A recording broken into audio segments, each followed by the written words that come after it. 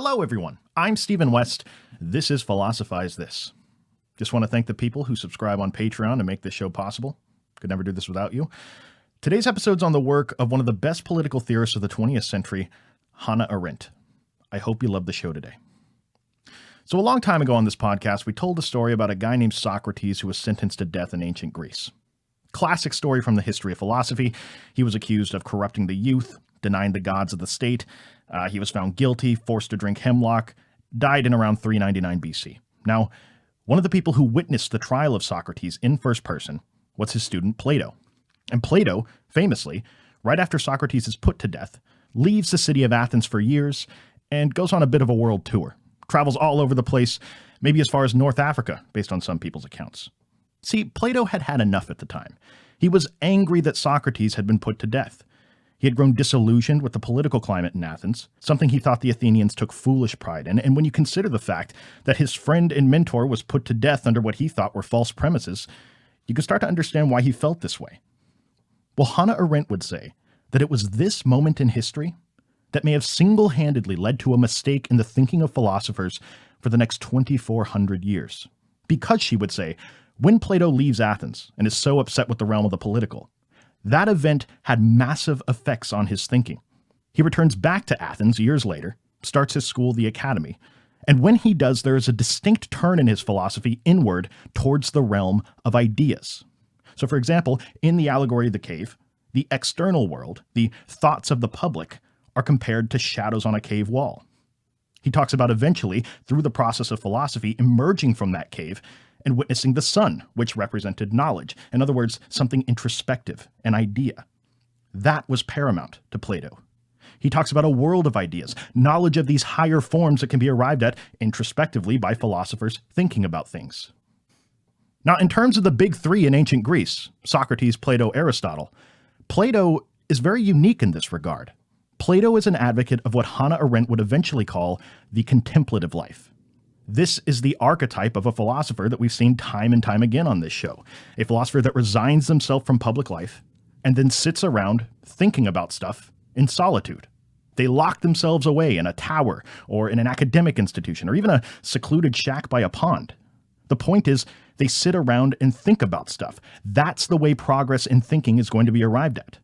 Put in a very general way, there's this feeling that if you want to think something that nobody's ever thought before, talking to a bunch of people in public is just going to be a contaminating influence. Just like if you surround yourself with toxic, negative people all the time and your thinking can't help but start to tilt in that direction. These thinkers were worried that if they had too many conversations with normal, everyday thinking, they might be at least less capable of making some sort of huge breakthrough. This is the contemplative life. But Hannah Arendt would say, this isn't the only way philosophy has ever been done. In fact, the other two of the big three in ancient Greece, Socrates and Aristotle, they both thought that the life of a philosopher should be nothing like locking yourself away in some insular world. Socrates was the philosopher of the Athenian Agora. To him, philosophy was engaging your fellow citizen. If philosophy was ever going to produce anything meaningful, it was going to be through conversation with someone else. For Aristotle, philosophy and political engagement were two things that were inseparable. These two thinkers were fans of what Hannah Arendt would eventually call the active life. We have the active life versus the contemplative life. This is a key distinction. Because when Hannah Arendt was a young woman living in Germany just before the outbreak of World War II, she was engaging in a life that was very similar to the contemplative life of someone like Plato. She was a student of philosophy. She no doubt would have thought of herself as a philosopher at the time. But when the political events of World War II began to unfold, she looked at herself and started to feel like sitting around being a philosopher was a bit naive and silly. What good is locking yourself in a closet sitting around thinking about stuff all day when the world around you is crumbling? Philosophers of her time were sitting on their hands living this safe, contemplative life of Plato, when what the world truly needed, she thought, was a lot more people living the active life of Socrates and Aristotle. This is why, for the rest of her life, she would wholeheartedly reject being labeled a political philosopher, and instead called herself a political theorist. Philosophy, practiced in the traditional contemplative form, has failed to provide anything remotely of value in the real world, because, she would say, it doesn't take place in the real world. It denies a fundamental aspect of living as a human being on this planet, the realm of the political. To begin making her point here, she'd want us to divide being a human being into three primary categories: labor, work, and action. Let's talk about each one of them respectively, and let's start with labor. The part of being a human being that she calls labor are the activities we all have to do every day simply to maintain our biological existence. The kind of things we got to do every day or else we die. Falling into this category would be things like eating, drinking, sleeping, going to the bathroom, etc. These kinds of activities make up a piece of what it is to be a human being, and she wants to bracket them all together and put them in this category that she calls labor. The next category of behaviors that makes up what it is to be a person is what she calls work. Now, work for Hannah Arendt can be described in a number of different ways, but one way I've seen it described that's pretty good is that work is the production of cultural artifacts. Now, what's meant by that is, look, part of being a human being is having a place to live, right? We all got to live somewhere. And as human beings, we always have to live in the world. Another way you could describe that state of affairs is to say that we all ultimately have to exist within a culture. Well, somebody's got to build that world and the cultural artifacts that make it up. The part of being a person that Hannah Arendt calls work is the stuff we all do every day to produce that set and setting that we all live in. Whether that's installing windows, making cars, building bridges or skyscrapers, writing a novel, that's a part of what makes up the world, right? A symphony, mowing the grass, making a pair of sunglasses, the list goes on forever. The point is, work for Hannah Arendt is the part of being a person that produces the world we live in. So we have labor, then we have work, and the last one is what she calls action. Now, action, simply put, is the realm of the political. The words and activities of equal citizens who are engaged in the public realm. That is action. This is the piece of human life that encompasses what Socrates and Aristotle found so crucial in the active life. This is the part of human life where every war is started, every community is governed, every relationship between human beings and the world managed.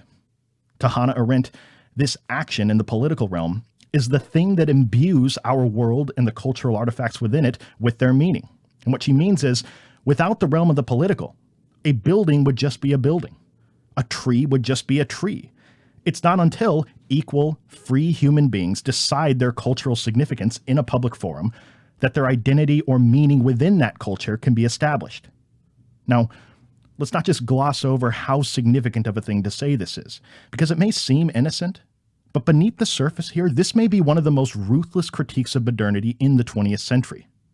Because if a common critique of modernity is that it assumes value neutrality and doesn't adequately provide us with a way of determining the meanings or identities of things, as Strauss would say, if modernity always leads us to relativism, historicism, ways of thinking like postmodernism, to Hannah Arendt, postmodernism exists as a critique of the Enlightenment only because the Enlightenment made so many mistakes to begin with.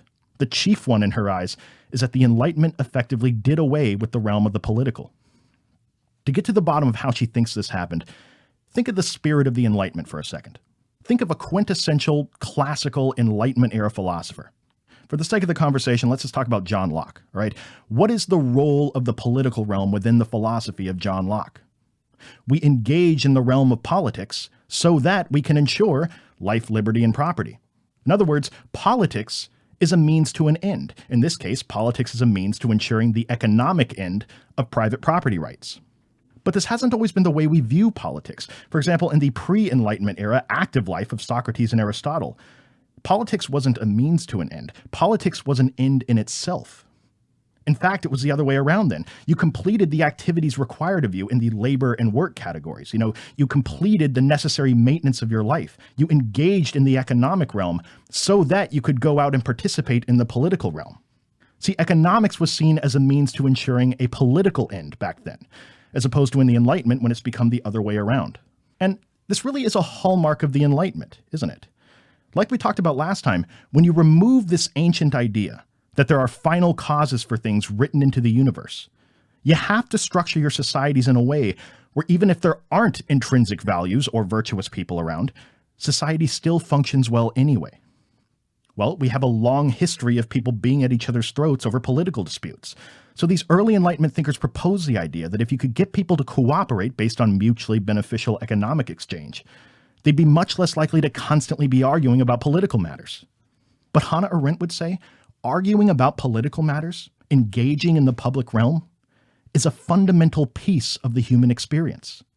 See, because when it comes to identity, you can live the contemplative life of traditional philosophy. You can sit around and think about who you are all day long.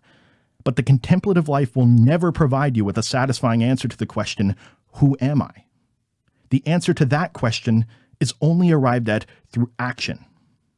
Hannah Arendt thinks the same way active engagement in the public realm imbues our cultural relics with their meaning, it's only through our participation in the public realm that we can establish identities for ourselves. By taking action in the realm of the political, you stake a claim to your own set of individual values and identity. And this is her point. If it's a common criticism of the Enlightenment that people are experiencing a crisis of identity, that the tools of Enlightenment rationalism cannot provide us with any answers to questions about values without devolving into relativism or historicism, that's because since the beginning of the Enlightenment, there has been a systematic exclusion of the political, the only form we've ever had for establishing our own personal identity and values. But the Enlightenment, and its endless attempt to normativize, to create legalistic systems that run on mutual, rational self-interest, the Enlightenment subverted the political and made it a means to an end for the sake of economics. So think of Hannah Arendt's 3 parts of human life again: labor, work, and action.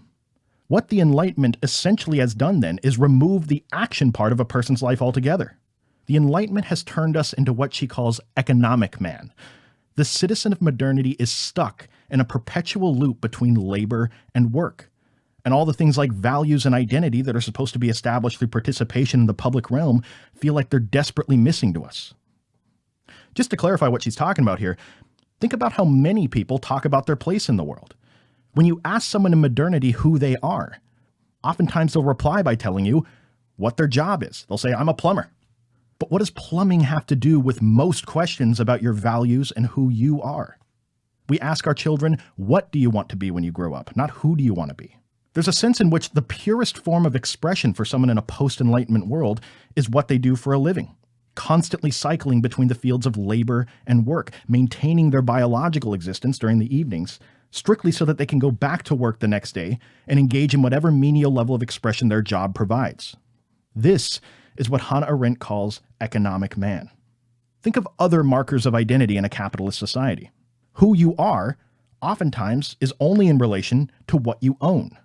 The kind of phone you use, the kind of clothes you wear, the trips you decide to go on. Your transactions define your sense of identity. But this sense of identity it gives you in modernity is a cheapened version of what used to be available to people. The whole identity feels pixelated in a way.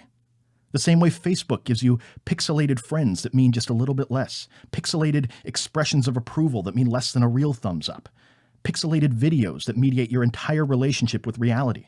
The values of the Enlightenment were a harbinger for a world to come, where people are fundamentally a cog in an economic machine, rather than a person active in their communities.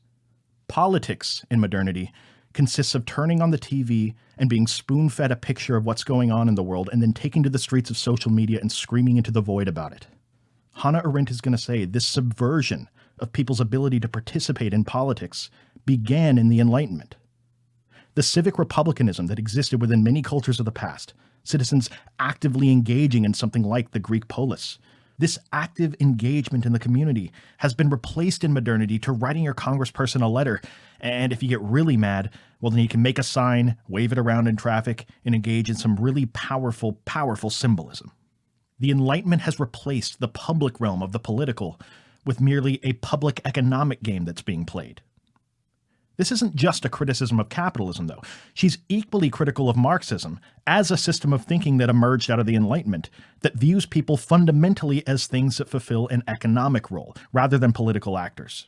One of the ultimate ambitious endgames of Marxism is to create a society where engaging in things like politics being used as an instrument won't be necessary anymore. And this classless, depoliticized society is obviously not something Hannah Arendt is a fan of. In fact, she thinks both capitalism and Marxism, by aiming to reduce everything to economics, robs people of a crucial piece of their humanity. To put it bluntly, the Enlightenment, by doing away with political engagement, dehumanizes people. Now, it's right here that we can understand where she's coming from when she begins her exploration into one of her most famous books, The Origins of Totalitarianism. And if it wasn't entirely obvious by the title of the book, this is a period in Hannah Arendt's work where she's looking at the political situation that's around her in the world. And throughout World War II and beyond, she's seeing all these new forms of totalitarianism on the rise, and she's trying to figure out two things. One, how do these systems ascend to power in the first place? And then two, once they're in power, how do they maintain power despite doing unspeakable things to their citizens? The answer to these two questions begins with modernity's systematic exclusion of the political realm. And she'd say it's not a coincidence that when you look at the structure of these 20th century totalitarian regimes, free political discourse among equal citizens is never even close to one of their priorities. In fact, it's the opposite. Political detractors will often mysteriously disappear or be silenced. Things like the Night of the Long Knives, to name one example of many. The ultimate goal of these regimes being to turn entire populations of people into what she calls an anima laborans. And what she's referencing is actually an older idea from Marx. Marx was responding to a common question during his time, a period when Charles Darwin is also doing his work, and the question is this: what is it that truly separates human beings from all other animals in the animal kingdom? Well, there were a lot of people that loved to answer that question with, human beings just think in a far superior way than all the other animals. But Marx, with this concept of anima laborans, is going to say that, yes, there are differences in our brains, but what fundamentally separates us is not so much our ability to think better, but the roles we play within societies as laborers. In other words, we labor better than other animals. And for all the attempts by Karl Marx to remove people from what he saw as the chains of capitalism, from the alienation of the self that's caused by capitalism, Hannah Arendt is going to say that even if he successfully removes the chains of capitalism, he still leaves the citizens of modernity and the rest of his thinking locked in the chains of the entire economic task of the Enlightenment. She takes the term anima laborans and repurposes it to point out what she sees as a flaw in Marx's thinking. She says, quote, a mass society of laborers, such as Marx had in mind when he spoke of, quote, socialized mankind, consists of worldless specimens of the species mankind. Whether they are household slaves, driven into their predicament by the violence of others, or free, performing their functions willingly. End quote. What she's saying here is that when you're a person living in modernity, and the primary function of your life is to fulfill some sort of economic role, when your life is reduced to work and labor, and the action of the political realm is taken out of the equation, you are left to feel like what she calls a worldless specimen. She says the common criticism of the Enlightenment that it alienates the self is not going far enough. This is a case of world alienation, she says. By subverting the political, the Enlightenment has produced a world where we can no longer imbue our cultural artifacts and our world with meaning. What we're left with, she thinks, are mass societies of laborers that feel constantly and utterly disconnected from the world that they live in. She goes on in her book, The Human Condition, quote, this worldlessness of the anima laborans, to be sure, is entirely different from the active flight from the publicity of the world, which we found inherent in the activity of good works.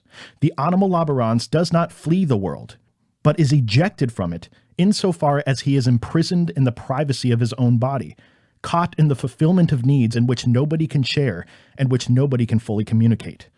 End quote. What she's saying is that modernity has produced a world where there is no actual public realm for people to engage in anymore. We are imprisoned in our own private lives of labor and work, and in this regard, we are alienated from the public world. Through this long process of the emancipation of labor, hundreds of years, we have convinced the citizens of modernity that the action portion of their life, where they get their sense of identity, is through their jobs or how they contribute to the most important thing, a public economy. We've traded a public realm of political engagement for a public economy and mistakenly concluded that they're producing the same thing for people. Once again, we don't have a public realm anymore. What we have, she says, are private acts out in the open and a mass society of laborers that see themselves in terms of a role they play in an economy. And she says, when you do this, this inevitably leads us to this outcome. Quote, the outcome is what is euphemistically called mass culture, and its deep-rooted trouble is a universal unhappiness, due on one side to the troubled balance between laboring and consumption, and on the other, to the persistent demands of the anima laborans to obtain a happiness which can be achieved only where life's processes of exhaustion and regeneration, of pain and release from pain, strike a perfect balance. End quote. This picture of the average citizen of modernity, a worldless, alienated economic cog immersed in a culture that they have no real recourse to change. This is the type of rootless person that needs to exist en masse if you want to explain the rise of totalitarianism in the 20th century. People live their lives in a state of malaise, starving for a sense of identity or meaning beyond what they do for a living or how that contributes to a global economy. But then while they're starving for this identity, post-Treaty of Versailles, feeling disenfranchised, this political group comes along in Germany and gives people something meaningful to feel a part of. This is the horror of what modernity can produce. A society of economic cogs that lack a political voice and are just dying to move on behalf of something, and a political group with evil intentions pulling the levers of the machine. See, after World War II, Hannah Arendt, like everyone else, is trying to get to the bottom of what exactly happened in Germany that allowed for the rise of something like the Third Reich. How could something like this happen? Again, how did this totalitarian regime ascend to power in the first place, and how did they maintain power once they got there? Well, a common explanation that was being given by commentators during the time of Hannah Arendt is that the events in Germany were some sort of historical anomaly. That a bunch of the most evil people who ever lived got together, co-opted the National Socialist Party, and carried out their evil plan of world domination. They commissioned the most evil people they could find to head up the different parts of their regime. The vindictive German people post-World War I were disproportionately filled with soldiers that were willing to do unspeakable things to innocent people. The Third Reich was essentially an evil death cult that seized power and through some perfect confluence of events were able to carry out their plan.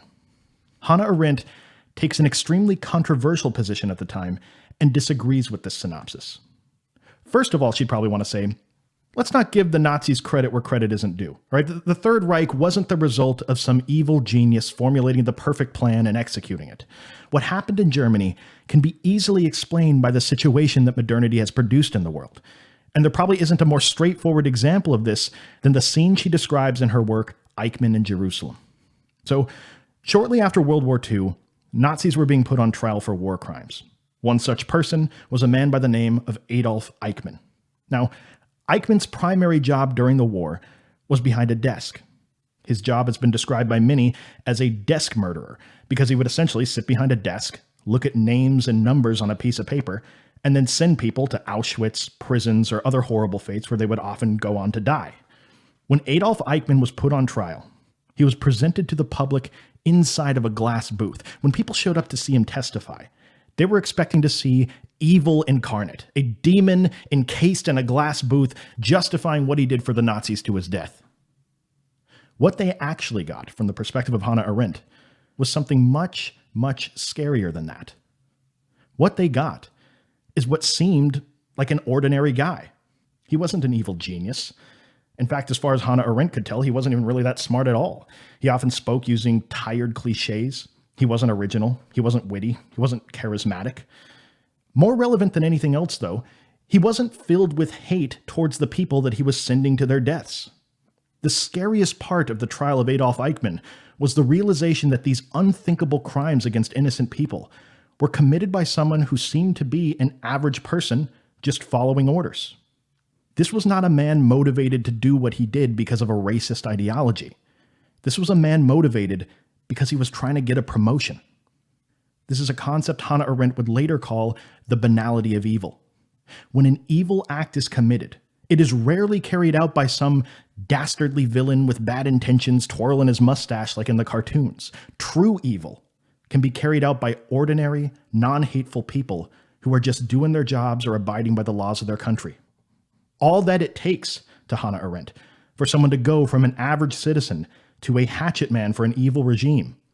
That transformation occurs when people decide that they're going to stop thinking for themselves and get their identity and values from some other group that's handing them out. The subversion of the political realm, our inability to create our own identity and values, has created a world where this very transformation is a much easier process to fall into. When people looked into the past of Adolf Eichmann, they didn't see some long list of evil causes he supported, trying to find some way he could murder people and have it be legal. What they saw was a long list of him being what they called a joiner, someone who all throughout his life has joined group after group in the interest of someone telling him who he should be. He says it in his own words at the trial. He says, quote, "I sensed I would have to live a leaderless and difficult individual life. I would receive no directives from anybody. No orders and commands would any longer be issued to me. No pertinent ordinances would be there to consult. In brief, a life never known before lay ahead of me." End quote. To Hannah Arendt, this is not an evil genius talking here. This is a man who chose the path of not thinking. This is how you can explain how a German population of people not filled with hate towards anybody can carry out the kind of things they did. Hannah Arendt would say, when looking for an answer to her first question of how totalitarian regimes ascend to power, it is absolutely crucial that we understand that the Nazis did not seize power in Germany. They were elected because a worldless, alienated population of economic cogs dying to move for something, devoid of a political realm where they could establish their own values, they were given something to move for. That is the banality of evil as it truly presents itself in the world. This is a good time to underscore just how important the realm of the political is for Hannah Arendt. Because when it comes to answering her second question of how regimes maintain power once they acquire it, modernity's exclusion of the political realm and the active life of the individual is a big part of it. See, totalitarianism needs a unified, homogeneous, simple message to ever get off the ground. And because of this, the goal of totalitarianism is always to lump the entire population into one giant, terrified voice that lacks diversity. This is why they often don't allow for political dissent. This is why they don't like the idea of equal citizens engaging in an open forum of discussion. Hannah Arendt would say the enemy of totalitarianism is plurality. The political realm is the only place where a plurality of voices can be heard. Totalitarianism can only subsist by reducing people to what she calls a bundle of reflexes. And what she means is merely a bundle of reflexes because they've been dehumanized by their lack of a political voice and constantly on edge because of the threat of violence from the group in power. Hannah Arendt calls this process systematic terrorism. And the scariest part about it is that in so many ways it resembles exactly what you'd expect to see if Enlightenment philosophy is left to play out to its endgame. To not be engaged in the active life is a mistake to Hannah Arendt. But she'd want us to understand that not living the active life can take on many different forms. You could surrender your responsibility to think, fall into an identity given to you by someone else, the mistake made by people like Adolf Eichmann. But you could just as easily become an accessory to evil being carried out in the world by sitting around thinking about stuff all day like so many traditional philosophers have done in the past. This is why she doesn't want to be thought of as a political philosopher, because so many philosophers she's seen lead by the example of sitting quietly in an academic institution, theorizing about abstract concepts all day long, but never taking action on anything. She'd want us to realize that this contemplative lifestyle has real consequences in the world. You can't innocently and benignly theorize about things by yourself and just expect things to end there. The sad reality of living the contemplative life is that this passive, inactive approach almost always leads to your ideas being co-opted and used by people that are actually engaging in the active life. Philosophy and politics will always be closely connected to each other. And to deny that fact is to be willfully complacent so that you can sit in a tower alone where it's safe. Safe, at least for now, she would say. Friedrich Nietzsche is a great example of someone whose work was misinterpreted, misappropriated, and then used as a philosophical justification for the Third Reich. Hannah Arendt would want us to realize that when you resign yourself from public life, you resign yourself from the process of determining the cultural significance of things in the world. And if you're a philosopher, that includes every piece of philosophy that you will ever write down. Because if there's anything the banality of evil can show us, it's that it only takes an absence of active, equal citizens engaged in the public realm for totalitarianism to flourish. Thank you for listening. I'll talk to you next time.